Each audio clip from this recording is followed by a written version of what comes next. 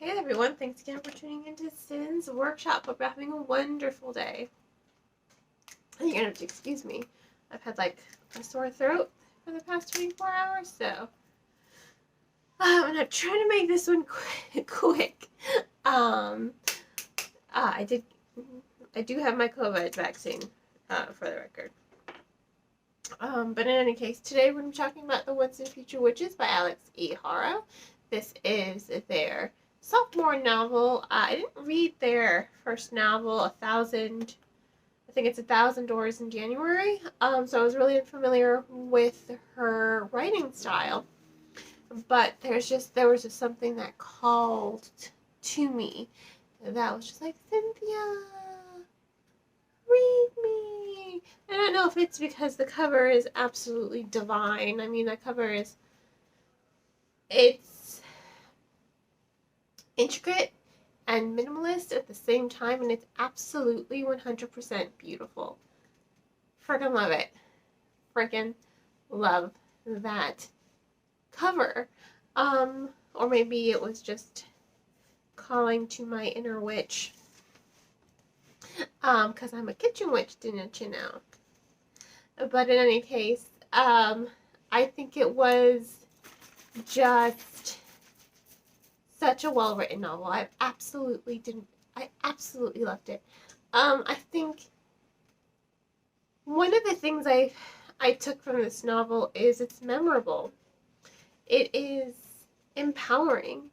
It was, to me, inspirational as just a woman. You know, it's an alternate history fantasy taking place in the 1800s during the suffrage movement. It takes place in a town called New Salem. So Old Salem doesn't exist. It's like completely decimated. And witches, I mean, the first line of this book is there's no such thing as witches, but there used to be. So witches do exist, you know? It wasn't just hysteria, pointing fingers.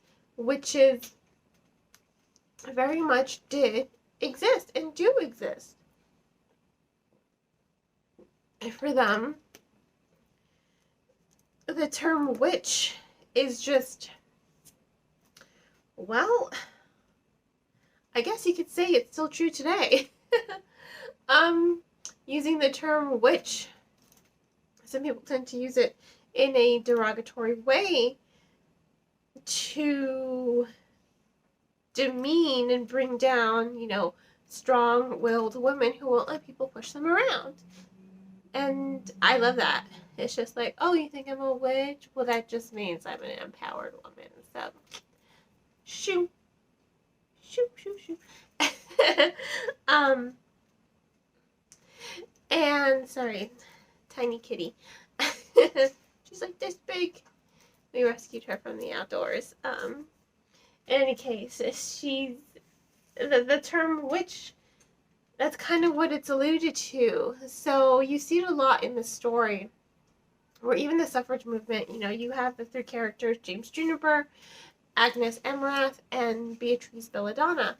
They were separated at a very young age, and for Juniper, she's finally free of her father, so she goes to New Salem because she wants to join the suffrage movement and she wants to learn more witching.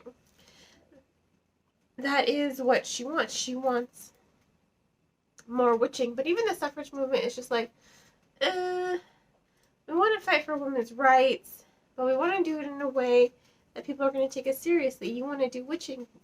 Witching is not going to give anyone any stake to take us seriously. In fact, it's going to give them more reason to just disregard us. And, you know, at first James was just like, okay, fine, whatever. You know, I want to be part of this movement, so how can I help? And so she does. She becomes, you know, really involved in the suffrage movement. And really involved in women's rights. And you really do get to see that evolution of her narrative. Because at first she just wants to learn witching. That's it. Yes, she does want to learn witching. You know, yeah, she does want women's rights, but, you know, what she cares about most is witching and expanding her knowledge of witching. So that's what this story is all about. It's just an empowering novel. It took my breath away. It was just, especially when you have everything going on in the world right now, infringing on women's rights, and you have these three formidable characters, and you have characters who come from slavery, characters who come from the LGBTQ community, characters who come from other countries. You're seeing how what brings them together is their might, their willpower, not just their witching, but their strength. They do not want to continue being bogged down and repressed and just demeaned and degraded and thought of as less. I mean, pretty much everything that we are still fighting for today, as women. And they're brought together with their own legends and their own nursery rhymes, and it's just, what is witching if not empowerment? And it was such an empowering novel. I cannot stress that to you enough. Oh God, it was so good. It was so good. And to me, I found it really inspirational to see all these female characters drive the novel forward, to see them fight for equality and women's rights, to see them defend other female characters from getting raped and taken advantage of and beaten, to see them just pulled together in that sisterhood. Yeah, I love that. I was just like, yes. It was just, it was so well written, and I strongly think every woman should read this book because, like I said, it is empowering. It's inspirational. It's just magnificent. And then you have these three formidable characters. So the story does go between these three characters. And these are three sisters that have been separated for years, you know, because their father kept Juniper home and sent the other two off. They're just like, you're going to go here, you're going to go here, get out of my hair, I don't want to deal with you anymore. You know, he's kind of a dick. And he is an abusive. He is an abusive, you know, dick. And he totally gets what's coming to him. So once James is like, Juniper, when she's free of him, she goes to New Salem, and turns out that's where her other sisters are living. Sisters she hasn't heard of for years. And,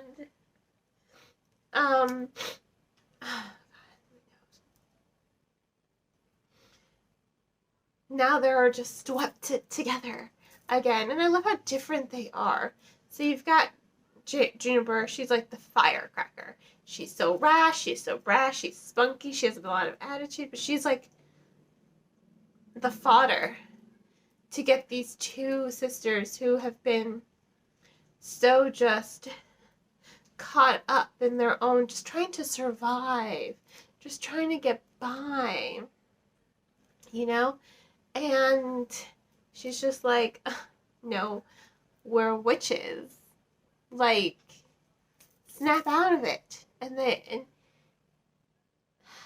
it's just like, I was living with an abusive guy for my years. You think I forgot it? No. I'm a witch. I'm not going to let anyone take that from me. You know, no one's going to take away my power, my resilience, my determination. And you love James Juniper for that. Her name is James Juniper. Agnes is the more pragmatic of the sisters. She's the middle sister. She is thought to be the strongest of the sisters. And you see her develop in such a different way as well. She always has like both feet firmly planted in the ground in realism. She just wants to survive. She just wants to get by. And then you're seeing she's coming to the realization that as much as she wants to just survive, surviving just isn't enough anymore. She has a daughter. She wants her daughter's future to be better. And so she's like, okay, fine. We're going to do this. We're going to do this. And we're going to succeed. Fuck everyone else. We're going to do this. And we're going to do this right. We need a plan.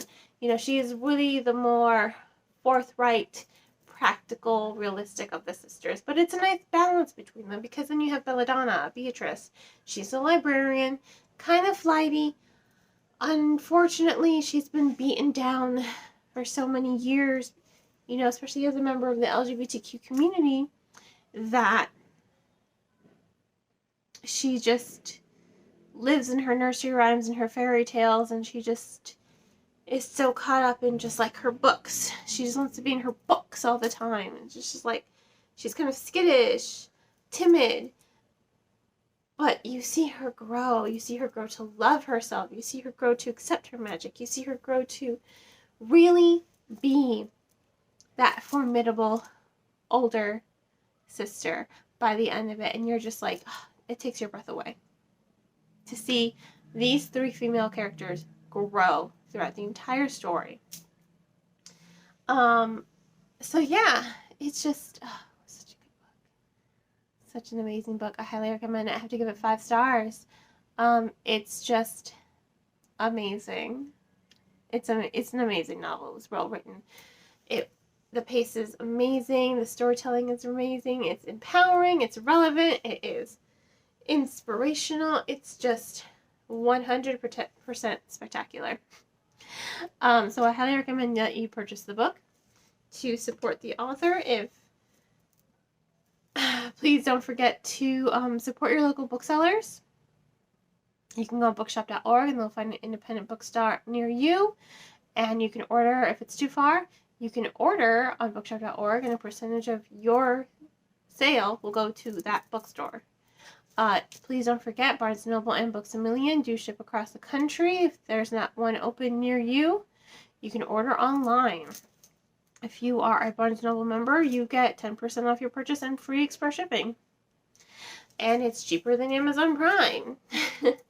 I'm just a firm believer of supporting your bookstores instead of Amazon when it comes to books, because there's nothing like going into a bookstore and just browsing the shelves and discovering, you go in for one book and you're leaving with like 5.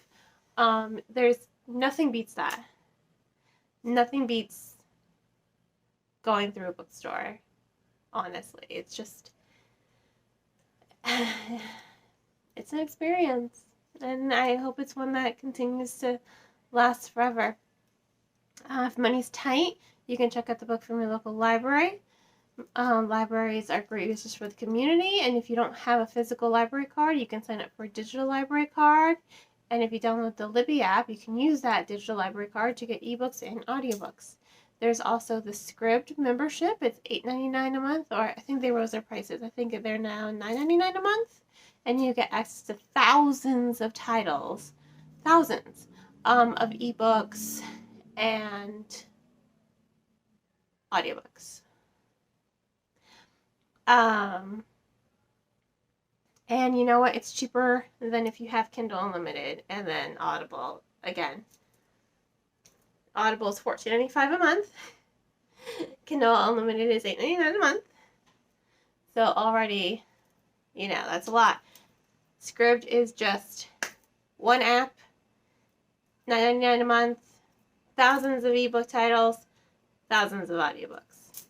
And on that note, I hope you all continue to support me here on YouTube by liking this channel, subscribing to it, and sharing it with all your book-loving friends. You can also become a supporter on Buy Me a Coffee or by purchasing one of my handmade candles.